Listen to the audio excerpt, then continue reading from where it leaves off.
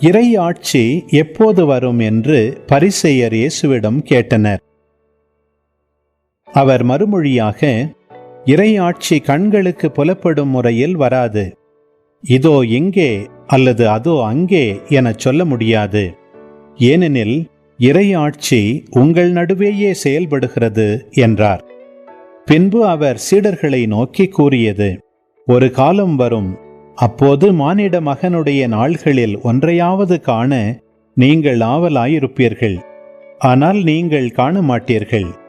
அவர்கள் உங்களிடம் இதோ இங்கே அல்லது அதோ அங்கே என்பார்கள். ஆனால் நீங்கள் போக வேண்டாம், அவர்களை பின்தொடரவும் வேண்டாம். வானத்தில் மின்னல் ஒரு பக்கத்திலிருந்து மறுபக்கம் வரைக்கும் பளீரென மின்னி ஒளிர்வது போல மானிட மகனும் தாம் வரும் நாளில் தோன்றுவார். ஆனால் முதலில் அவர் பல துன்பங்கள் பட்டு இந்த தலைமுறையினரால் உதறி தள்ளப்பட வேண்டும்.